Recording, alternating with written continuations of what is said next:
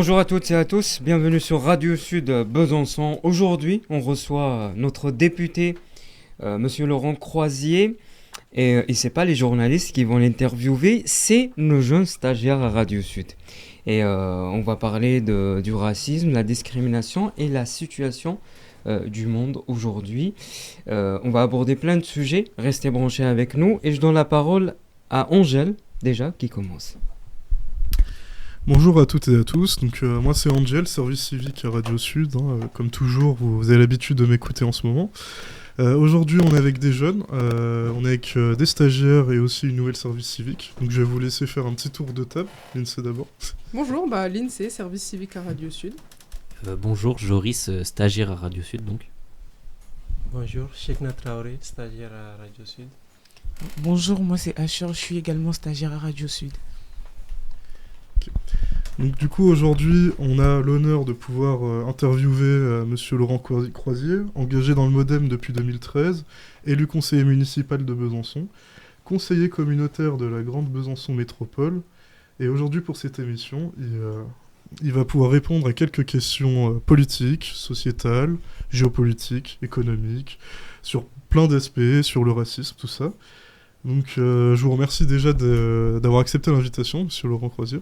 Merci à vous pour m'interviewer et puis merci à vous toutes et tous d'être là autour de la table. Moi j'aime bien quand les jeunes prennent le pouvoir quelque part, et même à Radio Sud c'est bien parce que peut-être qu'on est dans une société, il faudrait avant tout prêter l'oreille aux prises de position de la jeunesse. Merci beaucoup. D'ailleurs, j'ai oublié de dire qu'il était aussi député dans sa biographie. Donc, c'est moi qui vais commencer avec une première question assez simple. Pourquoi avoir accepté l'invitation de Radio Sud ? Alors, je vais vous retourner la question. Pourquoi l'aurais-je refusé quand un média sollicite un député très engagé localement ? Enfin, il n'y a pas de raison qu'on refuse. Je ne fais pas de différence entre les médias. J'accepte la plupart des interviews lorsque je suis disponible. Donc oui, je viens avec grand plaisir répondre à vos questions. Oui, c'est vrai que Radio Sud, c'est du coup une radio locale, donc c'est toujours super d'avoir justement des acteurs en fait de la vie quotidienne, pour pouvoir justement parler en fait de la vie dans la ville, mais aussi du coup du département et même au niveau national. Donc on va vous poser plein de questions et on va commencer avec Lindsay. Donc pour la première question, la question de la discrimination, c'est un sujet qui est central en ce moment en France. Donc pour vous, qu'est-ce que la discrimination au quotidien ? Alors la discrimination est un sujet important. D'ailleurs, je pense qu'on peut même parler de toutes les discriminations. Alors ma définition de la discrimination, quelque part, c'est distinguer, faire la différence entre des personnes pour ce qu'ils sont et non pour ce qu'ils font ou ce qu'ils feraient, entre guillemets. Alors, c'est très éloigné des valeurs que je porte à titre personnel, puisque je suis dans une famille politique humaniste. Et puis, on traverse une période de l'histoire, et en France notamment, où on a tendance à fracturer la société en communautés, à essayer de mettre les gens dans des cases. Est-ce que ta couleur de peau est blanche ? Est-ce que ta couleur de peau est noire ? Est-ce que tu es chrétien ? Est-ce que tu es musulman ? Est-ce que tu es hétérosexuel ? Est-ce que tu es homosexuel ? Alors, moi, c'est pas du tout ma grille de lecture de la société. Moi, je vois des personnes en face de moi. Je ne me fiche de savoir si vous êtes un homme, une femme, hétéro, homo, blanc, noir, musulman, chrétien ou athée. En fait, je vois des personnes et j'écoute les personnes en tant que telles. Et je pense qu'à trop vouloir fracturer cette société, et parfois même pour des bonnes raisons, en fait, je suis pas sûr que ça n'aille pas finalement à l'opposé de l'objectif que recherchent les uns et les autres. Donc, moi, j'ai envie de parler à des personnes et non pas à des catégories ou à des communautés. Mais justement, est-ce que cette grille de lecture qui serait de voir les gens hors de leurs caractéristiques qui pourraient les amener à subir des discriminations, est-ce que justement ça n'a pas l'effet inverse d'accentuer cette discrimination puisqu'on ne prend pas en compte les discriminations que peuvent subir ces personnes-là? Alors, quand je parlais de ma grille de lecture, ça ne veut pas dire qu'il faut se voiler la face devant les discriminations, hein. Ça veut dire simplement c'est qu'à priori, on ne regarde pas les gens pour ce qu'ils sont justement, mais plutôt pour ce qu'ils défendent ou ce qu'ils font. Par contre, est-ce que on vit aujourd'hui dans une société où il n'y a pas de discrimination, l'accès au logement par exemple, l'accès à certains métiers, évidemment, oui. Et bien sûr qu'il faut lutter contre les discriminations. Mais lutter contre les discriminations, il ne faut pas tomber dans le schéma de voir les gens par, finalement, ce pourquoi on veut lutter contre les discriminations, entre guillemets. Oui, il y a un sujet de racisme en France. Et sur lequel il faut lutter. D'ailleurs, la municipalité de Besançon, à laquelle la majorité municipale de Besançon a déposé plainte contre un mouvement dont je ne citerai pas le nom parce que j'ai pas envie de leur faire de publicité, à l'occasion du carnaval, qui a brandi des affiches, une banderole qui tend à aller vers la discrimination. Ça, faut pas l'accepter, parce que certaines discriminations, notamment le racisme, ne sont pas des opinions. Elles sont régies par la loi, sont des délits. Donc moi, je refuse de banaliser les discriminations, hein. En fait, moi j'ai envie d'avoir finalement une vision un peu complexe et non pas binaire de la société. Pas ranger les gens dans les cases, mais pas se voiler la face devant certaines difficultés, notamment les discriminations. Du coup, pour décaler un peu de votre point de vue à vous, et plutôt par rapport à votre définition de des discriminations, est-ce que, en plus avec la montée de l'extrême droite, la France est ou devient plutôt un pays raciste pour vous ? Alors, pour moi, absolument pas. Je refuse ce discours qui tendrait à dire que la France serait structurellement raciste.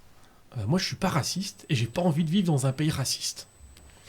Non, les lois françaises ne sont pas racistes, parce que ça veut dire ça.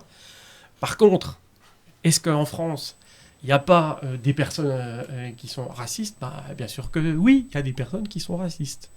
Mais c'est pas parce qu'il y a des personnes qui sont racistes que la France, parce que on a tendance à toujours généraliser, etc. Moi, dans mon entourage, en tout cas, j'ai le sentiment que les gens sont pas racistes. Et puis, j'ai pas l'impression de vivre ailleurs qu'en France, parce que je vis en France avant d'être député, qui m'occupe à plein temps, hein, évidemment. J'étais professeur des écoles. J'ai travaillé pendant près de 10 ans dans les écoles primaires de Planoise. Mes bureaux de députés sont installés à Planoise. C'est pas un hasard.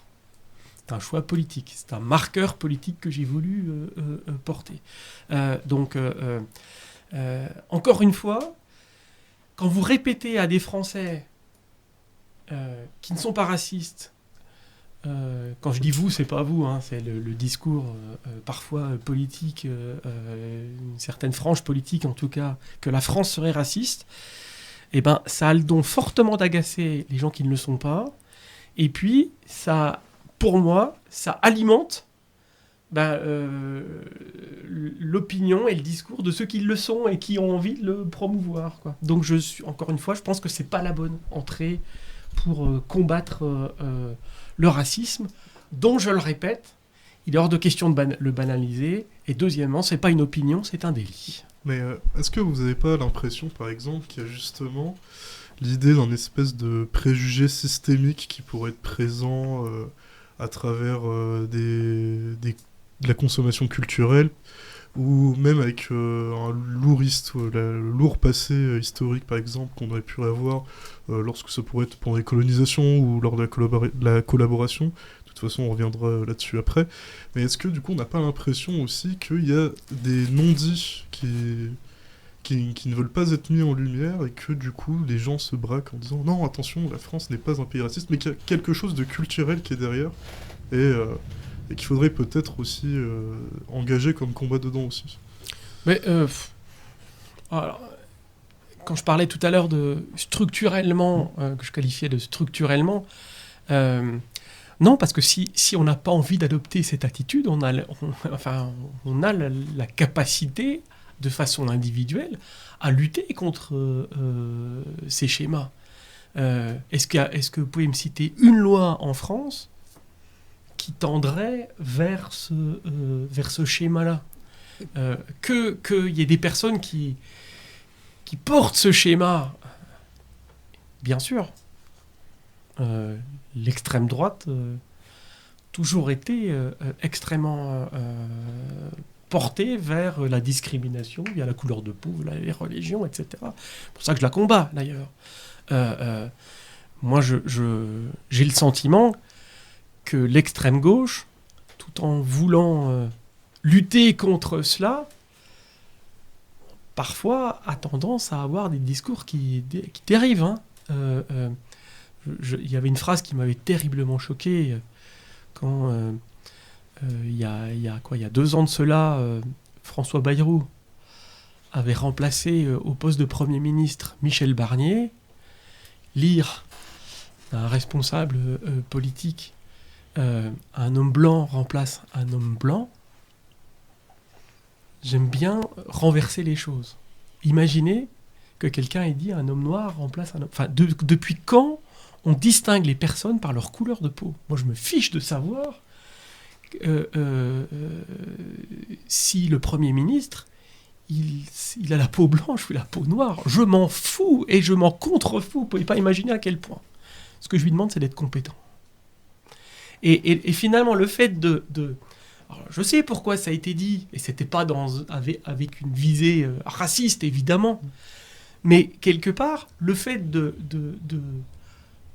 caractériser là le Premier ministre qui arrivait par sa couleur de peau, moi, ça m'a fortement gêné, quoi. Et on peut pas... Enfin, jamais je n'oserais dire que celui qui l'a dit avec des raisons racistes, parce que je sais qu'il combat le racisme. Et d'ailleurs, si je ne donne pas son nom, c'est parce que j'ai pas envie de lui coller cette image-là à la peau, parce que je sais que c'est pas son intention. Mais attention à ces réactions, à des contre-discours que certains voudraient lancer face à des discours, et en fait, qui les deux alimentent une certaine théorie. Donc c'est un peu compliqué les propos qu'on tient. Je ne sais pas si c'est très audible pour nos auditeurs, mais en tout cas, voilà, ma philosophie, c'est que tous ces sujets, il ne faut pas se voiler la face. Est-ce qu'il y a du racisme en France? Oui. Est-ce que les Français sont racistes? Pour moi, non. Quand je dis les Français, c'est l'ensemble, la généralité des Français. Est-ce que les lois en France sont racistes? Non. Est-ce qu'il peut y avoir des utilisations de certaines lois à visée raciste? Bah oui, parce que on peut faire... quand une personne accède à un logement, il y a des tests qui sont faits d'ailleurs par le gouvernement, des tests où on a un CV, un accès à un emploi avec la photo d'une personne blanche, une autre... avec la photo d'une personne noire, et puis on voit comment les entreprises réagissent. Faut pas se voiler la face. Oui, ça peut exister, mais j'ai pas le sentiment que c'est une généralisation. Mais encore une fois, je dis pas que je détiens non plus la vérité. D'accord, merci beaucoup. Toujours concernant la question du racisme, comment expliquez-vous le fait que certains acteurs politiques ou même des mouvements politiques arrivent à tenir des propos discriminatoires à l'encontre des minorités?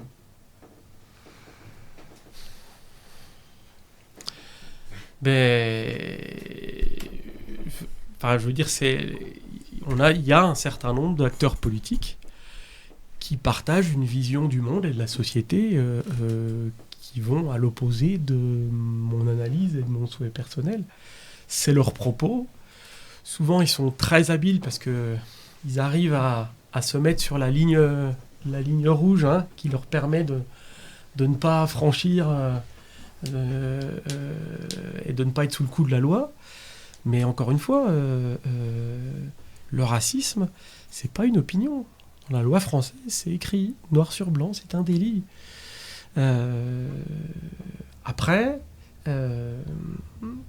chacun doit être responsable aussi des propos qu'il tient. Donc, et puis, aux uns et aux autres de juger. J'irai sur un point, c'était sans doute pas votre question, mais c'est pour ça qu'il faut être très vigilant aujourd'hui à pas banaliser le mot racisme et ne pas banaliser l'adjectif raciste. On vient de sortir d'un épisode d'élection municipale. J'ai lu à de nombreuses reprises que moi, centriste, humaniste, je serais raciste. Basé sur rien du tout. Hein. Mais si on se met à dire que n'importe qui, n'importe quoi devient raciste, en fait, ça veut dire que tout le monde l'est. Et en fait, si tout le monde l'est, personne ne l'est. Hein. Donc on vient à banaliser ce mot. Et moi, je dis attention parce que c'est pas un mot anodin. Et il faut absolument bien être clair parce que, encore une fois, si la justice ou quelqu'un est attaqué pour racisme, et puis que la qualification de racisme n'est pas utilisée à bon escient, cette personne va être blanchie par la justice. Donc ça veut dire que derrière, il peut y avoir des conséquences. Hein. Ça va. Donc la qualification de racisme ou de raciste doit bien être utilisée avec extrêmement prudence. À l'Assemblée nationale, pour résumer, pour la France insoumise, même le Parti socialiste tient des propos racistes. Donc ça voudrait dire que pour la France insoumise, on a quasiment les 3/4 de l'Assemblée nationale qui seraient racistes. Eh bien, je pense que ça va à l'encontre de la lutte contre le racisme, par exemple, de tenir des propos aussi caricaturaux et aussi approximatifs. Merci pour votre réponse. Alors moi, pour revenir sur vos valeurs, du racisme et tout ce qui est discrimination dans la société, selon vous, où est-ce que le racisme est plus important dans le monde ? Alors, votre question est très difficile parce que ça sous-entendrait que j'ai une connaissance extrêmement fine de l'ensemble des pays du monde. Dessiner une cible. Oui, alors je suis très très embêté d'y répondre parce que si je me mets à citer certains pays parce que je connais que superficiellement leur société. Donc en fait, en répondant à votre question, je crains que je sois dans la même analyse de celle que j'ai reprochée à certains acteurs politiques précédemment. Oui, il y a sans doute des politiques dans le monde qui sont discriminatoires sur la race, la religion. On sait qu'il y a eu en Chine, il y a eu une forte lutte avec les Ouïghours, avec les Tibétains, qui était purement liée soit à la religion, soit à une lutte de territoire. On sait qu'en Afrique, il y a des guerres de religion très fortes dans certains pays, pareil, je ne vais pas citer, etc. En Europe, on sait qu'il y a des pays qui sont aussi très durs sur ce point de vue-là. Hein. La Hongrie, pour ne pas la citer. Il y a des mouvements historiques aux États-Unis qui ont toujours prôné le racisme, hein, le Ku Klux Klan, pour ne pas le citer. L'Amérique du Sud, etc. Enfin, là, je balaie volontairement l'ensemble des continents pour montrer que dans chaque pays, cette question, elle se pose. Et puis dans chaque pays, on doit aussi, chaque pays doit aussi faire sa propre analyse Donc je suis pas quelqu'un qui donne des leçons aux autres. Donc est-ce qu'il y a un pays, oui, sans doute des pays dans le monde où le racisme est beaucoup plus avancé que d'autres. Et en tout cas, je pense qu'il y a des pays qui sont beaucoup plus racistes que la France. Ça, j'en ai absolument aucun doute. Donc, toujours dans cette dynamique, la France et le racisme, quelles mesures prises par la France est efficace dans la lutte contre le racisme ? Alors, pareil, c'est une question difficile. Moi, je pense que j'ai beaucoup de confrères députés qui pensent qu'il faut toujours faire plus de lois. Plus de lois contre le racisme, plus de lois contre ci, pour cela, etc. Moi, je pense que dans un certain nombre de sujets, il suffit simplement d'appliquer les lois qui existent déjà. Et que c'est pas la peine d'en rajouter. J'ai dit tout à l'heure, le racisme, c'est un délit. C'est pas une opinion. Ça veut dire qu'en France, vous n'avez pas le droit de dire ouvertement et publiquement moi, je préfère telle personne ou telle autre par sa couleur de peau, par sa religion. Cette discrimination est interdite par la loi. Il faut pas. Je pense qu'il faut être qu'à partir de là, il faut faire des contrôles. Il y en a un certain nombre. On sait que le ministère du Travail fait des contrôles dans les entreprises pour qu'il n'y ait pas de discrimination à l'embauche. On sait que le ministère du Logement fait des contrôles pour l'accès au logement, qu'il n'y ait pas de discrimination à l'accès au logement. Regarde de la couleur de peau. Est-ce que tout ça a réglé le racisme ? Mais s'il y avait une loi qui réglait tous les problèmes, ça se saurait. Mais encore une fois, je reviens à ce qu'on disait tout à l'heure. La lutte contre les discriminations doit être une lutte de chaque instant. Et à partir de là, on sait que vous aurez toujours ces convictions qui jailliront à un moment ou à un autre. Donc en fait, il ne faut jamais les garder à l'esprit. Est-ce qu'il y a une mesure magique qui permettra d'éradiquer le racisme ? Je pense que celui qui vous dit ça est un menteur. Mais par contre, quels que soient les sujets, il faut toujours avoir ça à l'esprit.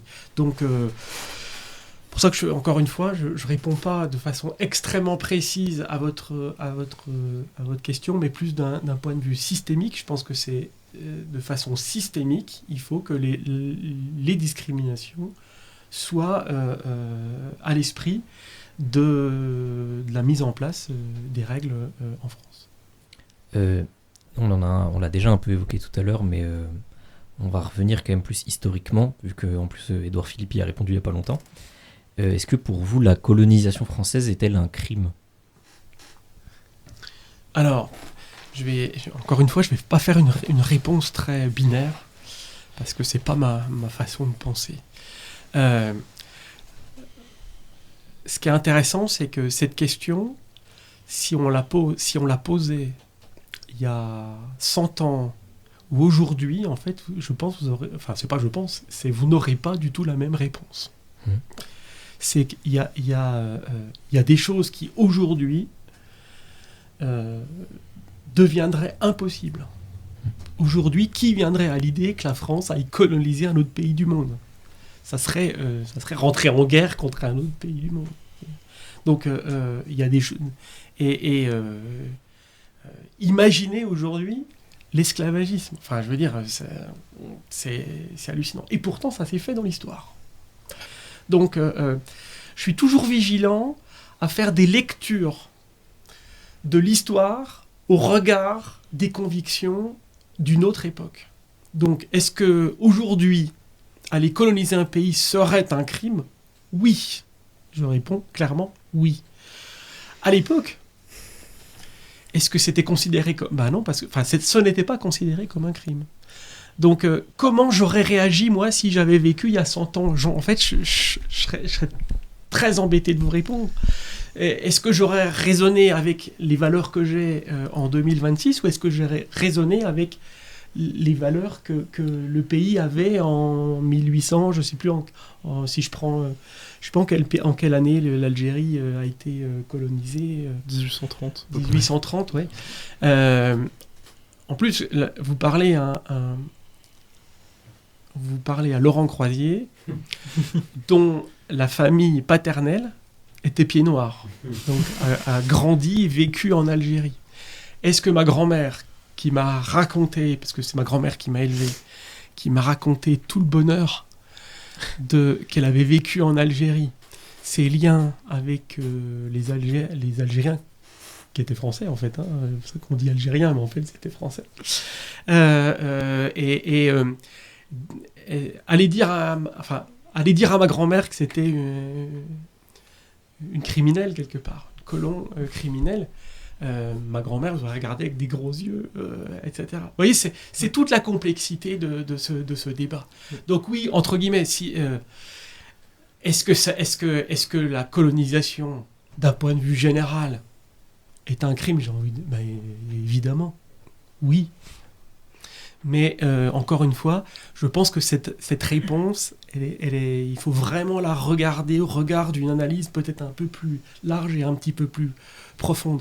Enfin voilà, je réponds encore une fois pas spécialement de façon binaire, mais moi j'aime bien de répondre dans toute la complexité des dossiers. Okay. Merci beaucoup pour cette réponse. Alors, parlant de l'intégration, nous savons tous que c'est une question qui fait beaucoup d'écho au sein de la sphère publique.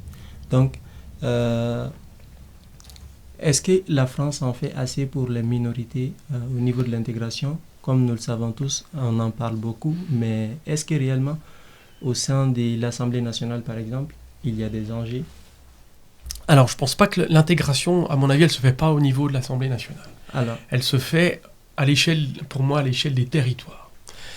Est-ce que la France intègre bien les personnes d'origine étrangère? Moi, je pense que non.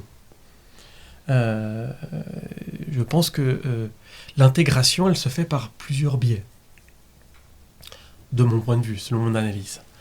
La langue, le travail et les valeurs républicaines. Moi, c'est mes trois directions pour l'intégration.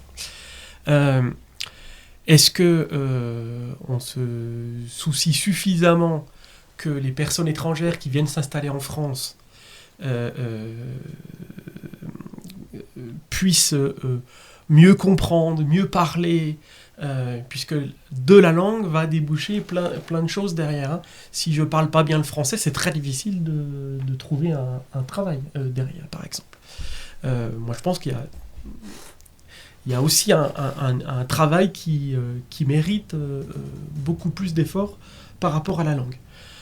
Par rapport au travail, moi je pense que le travail est un outil d'intégration sociale très important, y compris pour les Français. Hein. C'est-à-dire que quand vous n'avez pas de travail, que vous restez chez vous toute la journée, par définition, vous rencontrez beaucoup moins de monde, vous rencontrez beaucoup moins de personnes qui ont des idées différentes des vôtres, etc. Donc le travail, c'est un vecteur très important d'intégration. Moi, je suis très favorable à ce qu'on puisse donner des autorisations de travail aux personnes qui attendent des décisions de nationalité ou des cartes de séjour. Parce qu'en gros, on leur dit non, t'es pas français. Par contre, en attendant l'étude de ton dossier, tu peux rester sur le territoire français, mais tu n'as pas le droit de travailler. Mais alors, ils font comment pour se nourrir, pour se loger, etc. Donc moi, je suis très favorable à ce que, en attente d'instruction du dossier, qui parfois peut prendre plusieurs années, en fait, il y ait l'autorisation de travail. Et puis, les valeurs m'apparaissent très importantes. En France, on a sur les frontons des mairies les valeurs républicaines, liberté, égalité, fraternité. Donc ces valeurs, elles ne sont pas négociables. Et en gros, si vous ne les partagez pas, en fait, je doute que vous puissiez vous intégrer dans notre pays. Donc, en tout cas, Mais si on ne fait pas un travail en direction de ces trois piliers républicains, j'ai envie de dire, sera très difficile. Par exemple, dans les années 60, 70, 80, on a beaucoup concentré les personnes d'origine étrangère dans les mêmes quartiers. Moi, je suis désolé, je vous ai dit tout à l'heure, j'aime bien raisonner en miroir. Donc j'aime bien essayer de me mettre dans la situation des personnes. Imaginez, je pars dans un pays étranger. Vous me mettez dans un quartier où il n'y a que des Français. Est-ce que je vais apprendre la langue du pays ? Ben, j'ai pas besoin, puisqu'autour de moi, j'ai que des Français. Par contre, si je trouve un travail et que mon travail m'amène à rencontrer des personnes, imaginez, je vais travailler au Canada ou aux États-Unis. Ces personnes parlent qu'anglais. Là, je vais être forcé à travailler. Donc moi, je pense qu'une des solutions, c'est la mixité. Parce que la mixité, alors, elle est parfois compliquée. Elle se construit aussi, cette mixité. Mais par exemple, à Besançon, pour le citer, concentrer toutes les personnes d'origine étrangère dans des secteurs comme Planoise, je pense que ça ne participe pas à l'intégration de ces personnes. Voilà. Donc on va poursuivre. Pourquoi avez-vous voté la loi immigration en 2023 ? Oui. Alors, merci j'ai beaucoup été questionné sur ce vote et ça va me permettre de redire encore une fois quel était le contenu de cette loi dite immigration de 2023. Vous l'avez entendu tout à l'heure, plutôt quelqu'un qui prend en compte l'humanité, la situation des gens et non pas ni leur couleur de peau, ni leur religion, ni leur orientation sexuelle. En fait, cette loi, elle disait quelque chose de simple. C'est qu'elle permettait à la France d'expulser beaucoup plus rapidement des étrangers qui avaient commis des actes graves en France.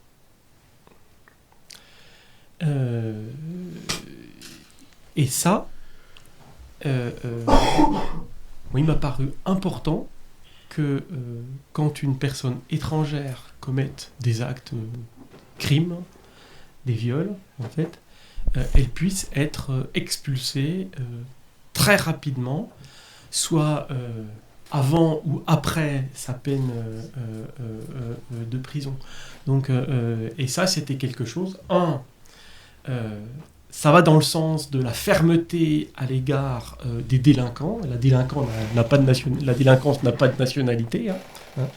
Et ça, je suis quelqu'un qui est relativement ferme avec tous les actes de délinquance. Et puis, cette loi, elle disait en même temps que ceux qui étaient en France, qui avaient la volonté de s'intégrer, étaient les bienvenus. Par exemple, cette loi, elle m'a permis de demander la régularisation de nombreuses personnes ici. Grâce à cette loi. Oui, pour revenir sur les délits et sur les crimes, alors, j'enlève de là les violences sexuelles, tout ça. On reste sur les délits de base. Par exemple, tout ce qui va être en rapport sur le vol, même le trafic de drogue, ou des trucs comme ça.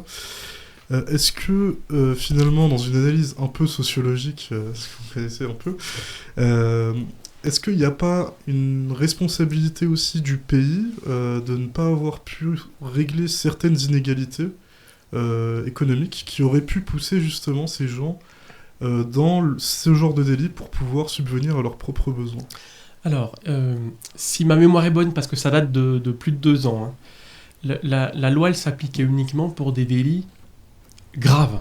Okay. C'est-à-dire, je crois que c'était des délits qui occasionnaient une peine donc, quantum de peine était une peine de prison supérieure à 2 ans.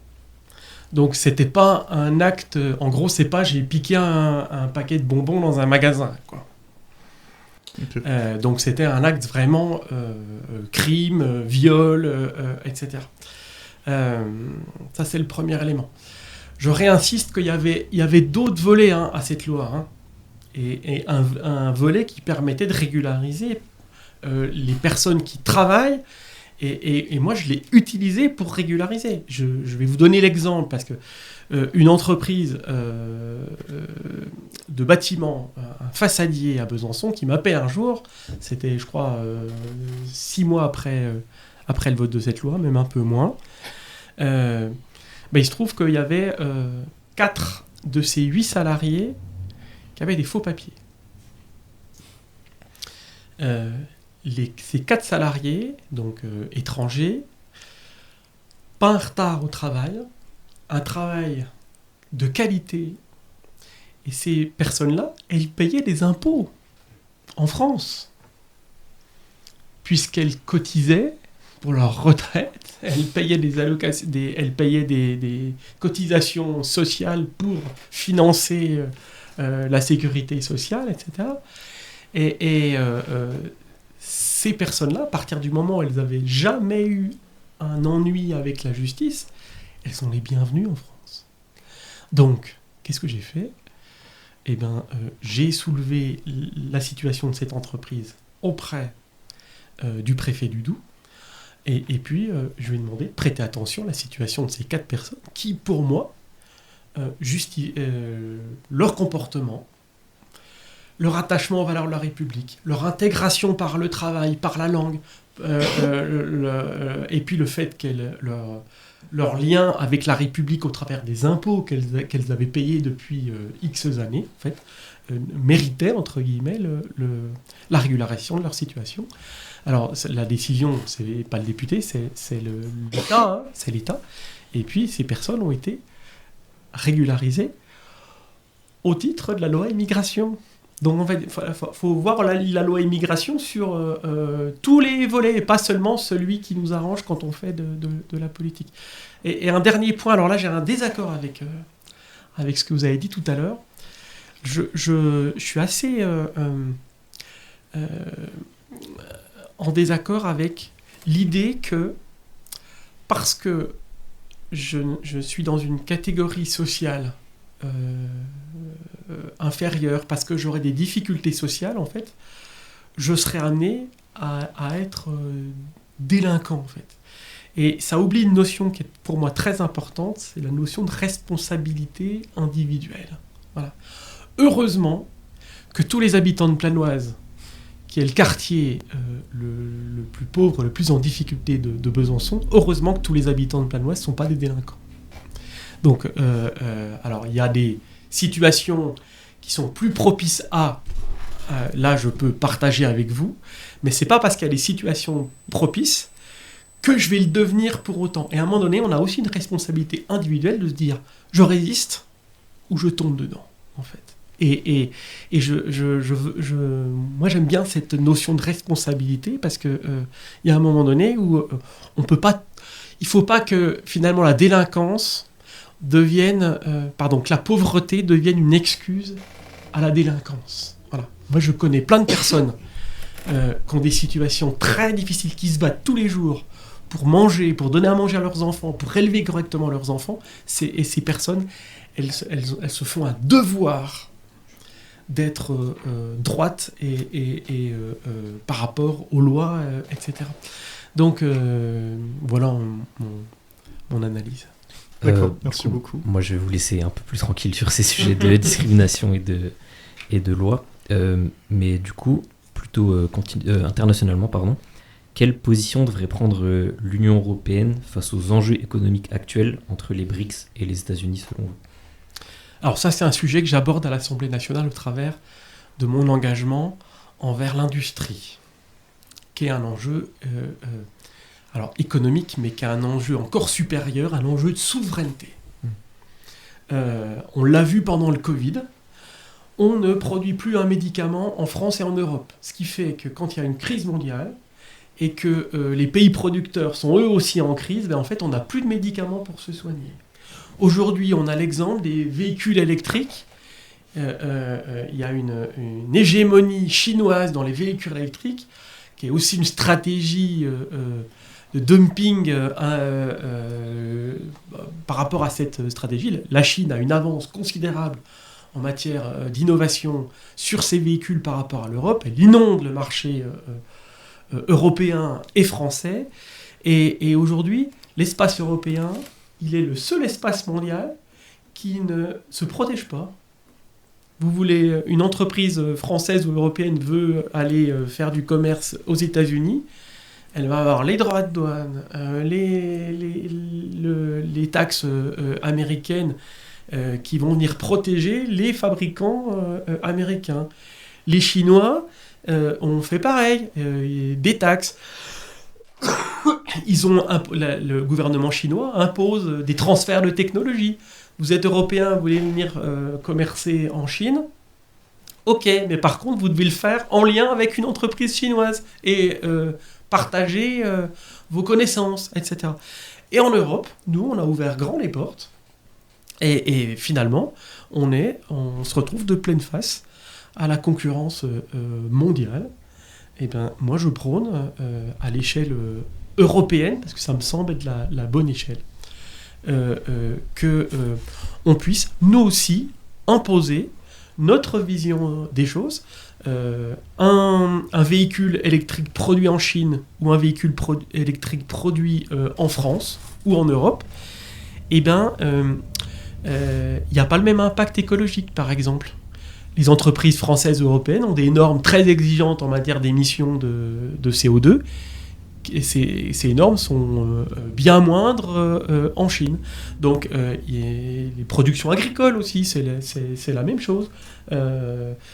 On impose à nos agriculteurs en France des règles et on ferait venir des légumes ou de la viande d'autres pays du monde qui n'ont pas du tout les mêmes règles, à des prix que les agriculteurs français ne peuvent pas répondre. Donc, quelque part, l'espace européen, c'est 450 millions d'habitants. Donc c'est un espace colossal. Il doit assumer sa puissance, il doit imposer ses règles aux autres pays du monde et il doit retravailler, non pas s'enfermer, mais imposer ses règles en matière sociale, en matière économique et en matière environnementale. Alors, nous allons toujours rester à l'international, sachant bien que nous sommes dans un monde d'interdépendance. Et connaissant bien qu'il y a un très fort lien entre la France et les États-Unis, j'aimerais savoir quel regard portez-vous à la politique états-unienne à l'heure actuelle? On a quand même le sentiment que Donald Trump navigue complètement à vue. Le lundi, il augmente les taxes. Le mardi, il les diminue. Le mercredi, il mène une guerre en Iran. On a un président des États-Unis, j'ai l'impression qu'il est dans... Il a plus de boussole. Il se croit le maître du monde. Et moi, il me fait très peur parce que raisonner de cette façon, je pense que ça peut créer dans la pire des situations à une guerre alors économique, mais voire une guerre militaire aussi, à l'échelle mondiale. Donc, les États-Unis restent un allié de la France, mais il n'empêche qu'être allié avec un pays n'empêche pas de ne pas être naïf. Donc il faut être extrêmement vigilant et ne pas se laisser embarquer par les décisions complètement loufoques parfois du président américain. Et d'ailleurs, vous aurez noté que c'est plutôt la position d'Emmanuel Macron de ne pas suivre les positions américaines et que les États-Unis sont très très fâchés à l'égard de la France et à l'égard de l'Europe. Mais en tout cas, non, les États-Unis ne sont pas les maîtres du monde.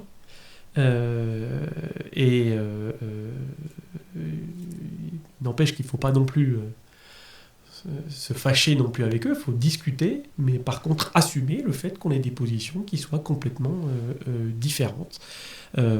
Donald Trump pensait que les Européens allaient le suivre en Iran, dans le conflit qu'il est en train de mener en Iran. J'ai cru comprendre qu'il n'avait même pas pris la peine de prévenir les dirigeants européens du lancement d'une attaque militaire. Non, les Européens et les Français ne sont pas des suiveurs, tout simplement. Toujours dans cette foulée, comment est-ce que vous pensez que l'on peut garantir la paix au Moyen-Orient ? Alors, je pense que si j'avais la réponse à votre question, l'ONU serait preneuse de ma réponse. En fait, j'ai le sentiment que le Moyen-Orient a malheureusement toujours été en guerre. Guerre de religion, guerre militaire, guerre entre pays. Moi, ce qui me gêne actuellement, mais ça date pas encore une fois de ces dernières années, c'est qu'en fait, à aucun moment à l'échelle de mon existence, j'ai 50 ans, mais dans les 50 dernières années, c'est que tous les pays du Moyen-Orient n'ont jamais réussi à se mettre autour de la table et puis discuter de façon sereine. Et en fait, il y a eu plein de moments où on a cru que ça allait venir, et puis il y a eu soit des attentats qui ont éliminé un chef d'État, je pense à Isaac Rabin en Israël, je pense à Arafat aussi, qui a disparu alors qu'il était plutôt ouvert aux discussions. Enfin, à chaque fois qu'on a cru qu'on allait vers des relations apaisées, il y a eu un événement qui a fait que c'est reparti de plus belle, quoi.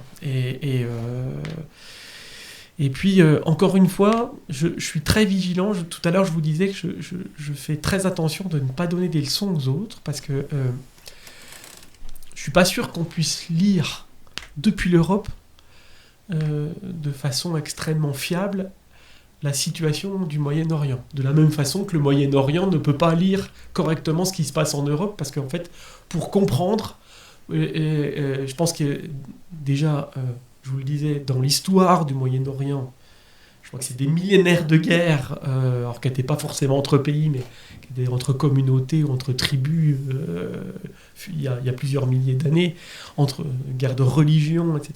Donc en fait, tout ça se nourrit d'histoires très anciennes, donc c'est des sujets extrêmement complexes, c'est pour ça que c'est très difficile de les résoudre. Moi, je me garderais bien. En fait, moi, je pense que c'est la position. J'ai deux positions. C'est se garder de donner une solution européenne à une situation qui n'est absolument pas européenne.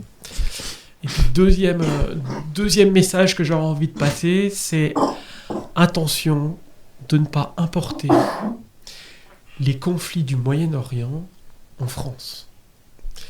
Et j'ai le sentiment que certains le font, mais le font avec des visées politiciennes, voire électoralistes, et moi instrumentalisées. Parce qu'à la fin, on a des personnes qui meurent, des enfants. Et instrumentaliser la douleur et la mort à plusieurs milliers de kilomètres à des fins politiciennes en France, je ne vous cache pas que ça me donne la nausée parfois très très forte, quoi. Donc je me suis toujours gardé, moi, de donner des leçons à qui que ce soit sur ces sujets-là. D'accord, merci beaucoup. Alors on va arriver enfin à la dernière question. Quel candidat au présidentiel vous semble plus à diriger le pays en 2027 ?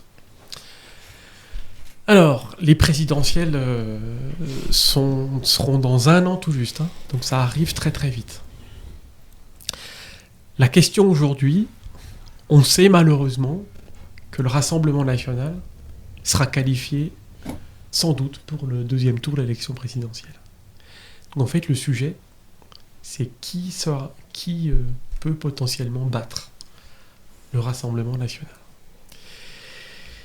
Et je pense que ça ne peut être qu'un candidat rassembleur.